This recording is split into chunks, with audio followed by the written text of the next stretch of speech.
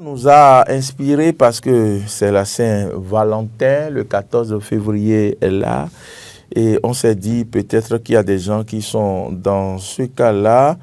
Voilà, certains qui chosifient la femme et puis se disent que c'est leur propriété. Plus aucune personne ne doit s'y approcher.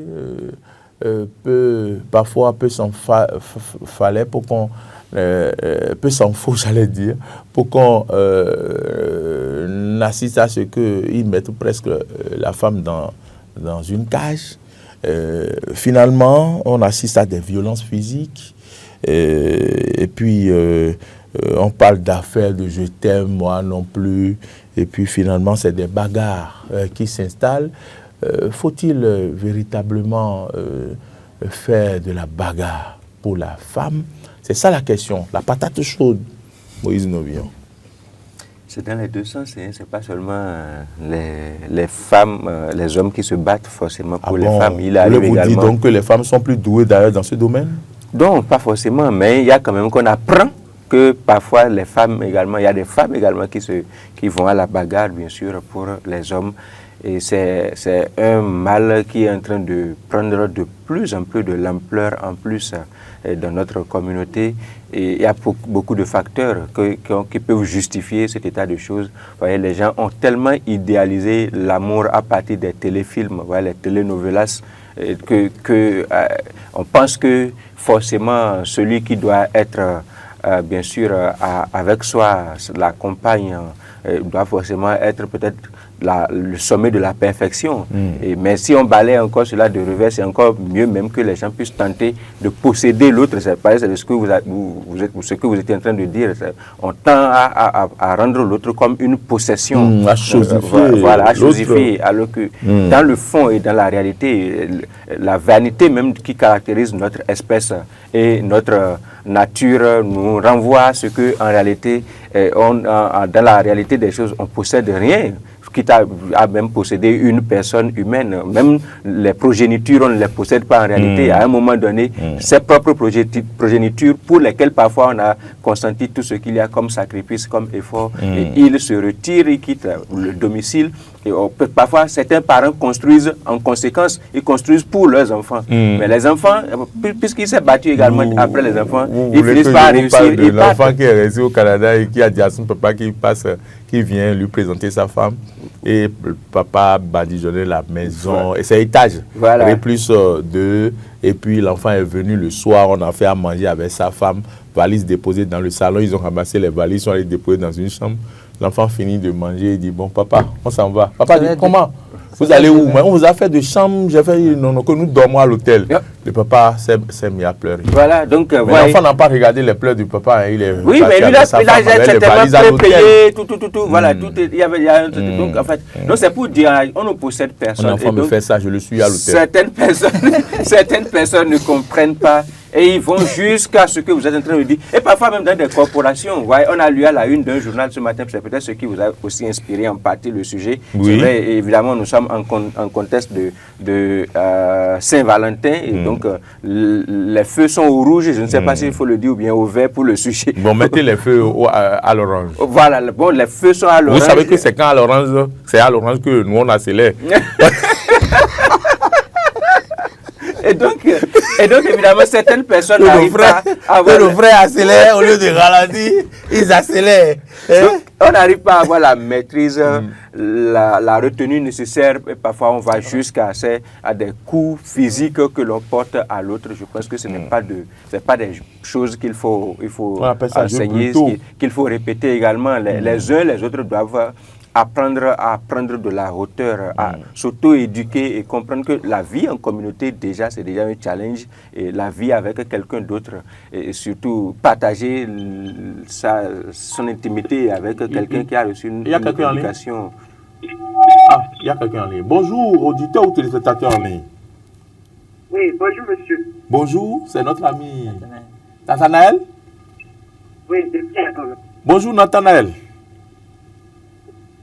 Ok, bon. À propos de votre...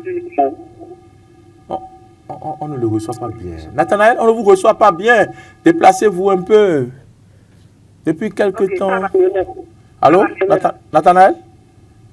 Ça va mieux. Oui, ça va mieux, ça va mieux. Allez-y. Ok. Bon, moi, je pense que dans cette affaire-là, il faut beaucoup jouer sur la maîtrise de soi. Maîtrise de soi. Il faut avoir un tempérament et le résultat de l'été, même si que des fois ça peut arriver, mais si on arrive à résister une première fois, c'est que c'est passé quoi. Donc, c'est la maîtrise de soi qui va gagner le jeu. D'accord. Merci toujours. Merci pour votre pertinente intervention, vos pertinentes interventions. À chaque fois que vous appelez, il fait un temps super court, mais il dit des choses très importantes, des choses intéressantes, il va à l'essentiel. Hugues Zogo, ma question, faut-il en arriver là? Voilà. Faut-il en arriver là? La violence physique. Faut-il faire de la violence physique sur la femme? Voilà ma question. Non, c'est pas bon. C'est pas bon. Pour moi, c'est un acte criminel parce que déjà. Criminel. Oui, c'est un acte très criminel. Quand vous prenez la morphologie de l'homme et de la femme, il y a déjà une nette différence. L'homme a plus de force que la femme. Et vous, en tant qu'homme, vous aviez le devoir et l'obligation de pouvoir protéger cette femme-là. Quand vous deviez, par exemple, faire la dot à la femme, donc le mariage traditionnel, oui. On vous confie la femme. Même le mariage civil, l'officier ne manque pas de vous interpeller sur beaucoup de situations. Il vous dira tout le temps, il vous faut de la patience. Parce que la femme n'est pas conçue comme l'homme est conçu. Et quand vous retrouvez du côté religieux également, on vient vous remettre dans les mains la femme. Ce n'est pas l'inverse qui se fait. C'est-à-dire, vous, en tant qu'homme, vous êtes là et on vous amène la main de cette femme-là. Et c'est quand on vous amène sa main maintenant que vous allez tous deux à l'hôtel. Donc ça voudrait dire que l'humanité a compris que vous aviez un devoir protecteur. Alors, il peut arriver, comme Nathanaël le disait tout à l'heure, il peut arriver qu'elle ait des écarts de langage, ces sautes d'humeur est fait qu'il y ait vraiment de l'incompréhension. C'est à vous, en tant qu'homme, de vous maîtriser, de maîtriser votre pulsion. Parce que si vous ne vous maîtrisez pas, la chose la plus simple à faire, c'est de pouvoir mettre la main. Je donne souvent un exemple. Je dis, prenez un serpent. Un serpent qui se retrouve dans une chambre ou bien dans une salle, ça va être très facile pour un homme de le tuer. Pourquoi? Oui. Mais par contre, vous trouvez un serpent dans la brousse, le serpent peut être à côté, vous ne le retrouverez pas. Il va vous mordre une première fois. Vous quittez, vous allez encore ailleurs, il va vous mordre une seconde fois. Il va vous mordre autant de fois. Parce que vous êtes arrivé sur son territoire. D'accord. Par contre, la chambre, ce n'est pas son territoire. Il ne maîtrise absolument rien là. C'est pourquoi, quand la femme, quand vous regardez souvent les tantes vous diront, quand ton mari commence par hausser le ton, ne fais pas la même chose que lui. Parce que l'homme, lui... C'est vice-versa, non? Quand la femme aussi hausse le ton... Non. Il ne faut pas faire la même chose? Non, il ne faut pas faire la même chose. Il faut la laisser. C'est un professeur à qui je pense... Mon professeur de biologie à l'époque, Kouchami François, Baba Toundé, à qui je fais un clin d'œil, il nous disait à la maison, quand ça commence, prenez votre chemise dans le cou et sortez de la maison, allez faire un tour du quartier. Revenez. Le temps que vous reveniez, elle va se calmer. Parce qu'elle se rend compte que... Mais il y a d'autres qui ne se calment pas. Oui, c'est vrai, il y a des exceptions. Toute la nuit... Le matin au réveil, comme ça, le bonjour, là, c'est enchaînement en même temps. C'est chacun qui va chercher son diable. C'est ça? C'est ça. C'est votre diable que vous êtes allé chercher. Maintenant, il faut c'est fort. Il faut maintenant trouver le mécanisme pour dompter le diable. Donc, si vous savez que votre femme est de tempérament assez chaud et tout le temps, elle ne fait que mettre de la pression, c'est à vous de trouver la formule. Elle a forcément un point faible. Le jour où vous arrivez à identifier le point faible, c'est fini, vous avez gagné. Parce qu'en réalité, la femme n'est pas si compliquée que ça.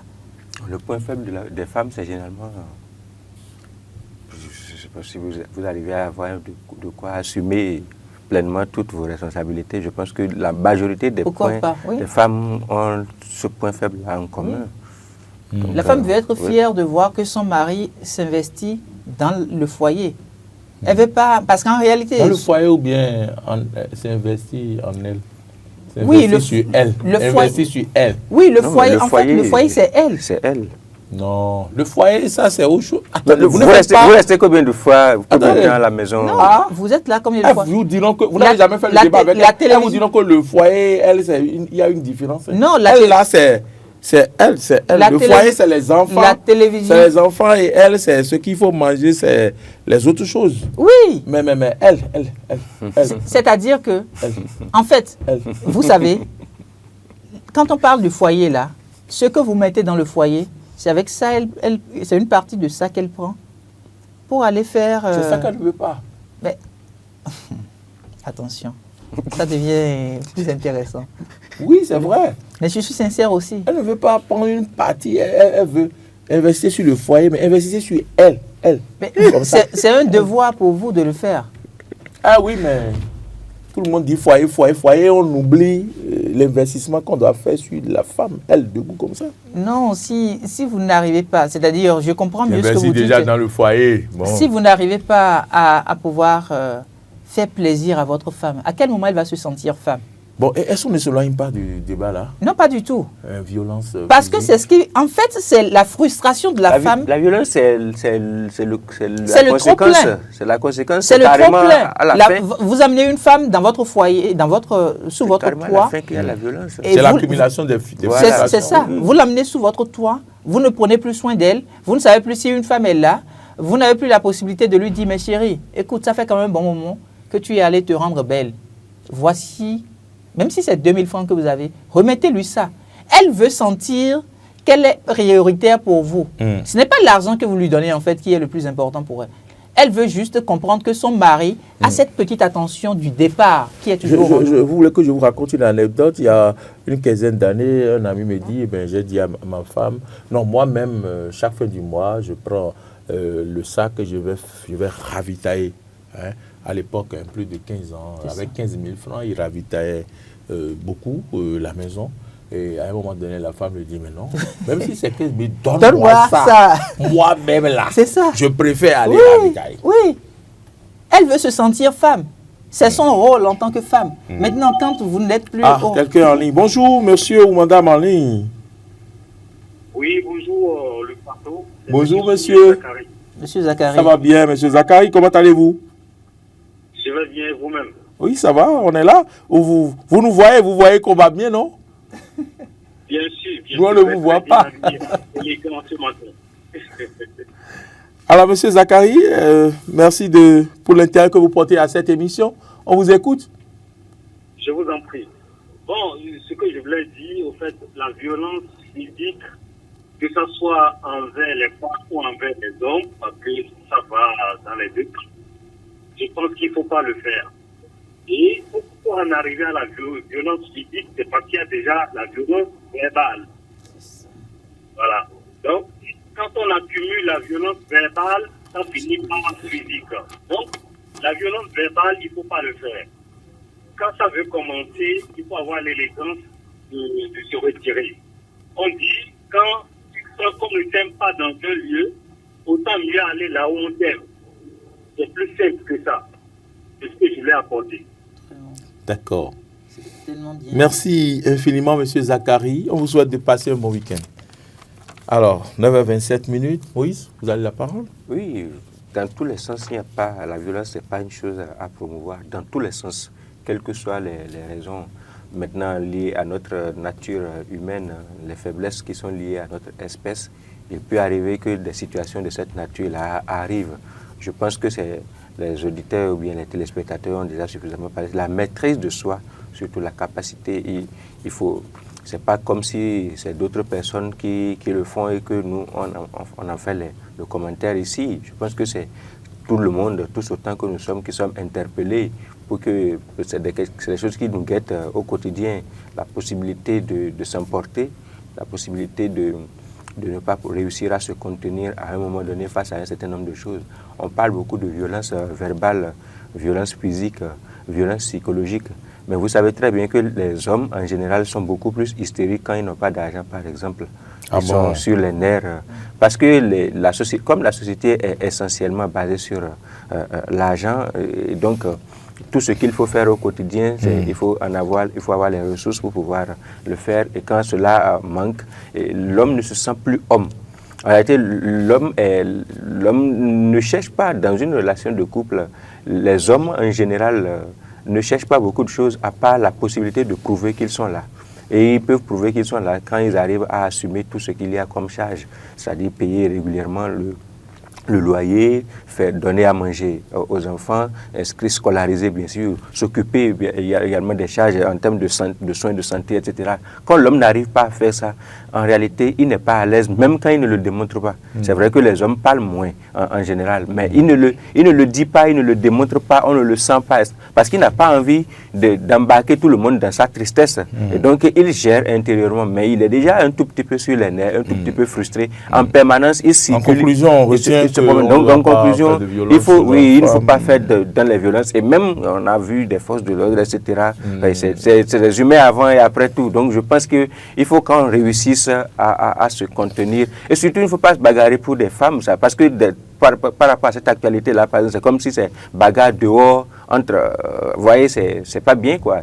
Donc, il faut réussir à se contenir. On retient qu'il ne faut pas donc faire de bagarre pour la femme, il ne faut pas faire de bagarre pour la femme, entre hommes, il ne faut pas faire de bagarre contre la femme, il ne faut pas faire de violence physique sur la femme. Il faut simplement aimer la femme. La femme, il faut l'aimer. Mesdames, Messieurs, c'est sur ces mots que nous vous remercions de nous avoir suivis tout au long de cette semaine. Merci à toutes et à tous. Merci à toute la réalisation, la production. Merci à toutes et à tous. Attention sur nos routes. Bon week-end. Hugues Zogo, merci. Moïse Novion, merci. On se retrouve ce soir, 21h, le Forum des rédactions. Bon week-end.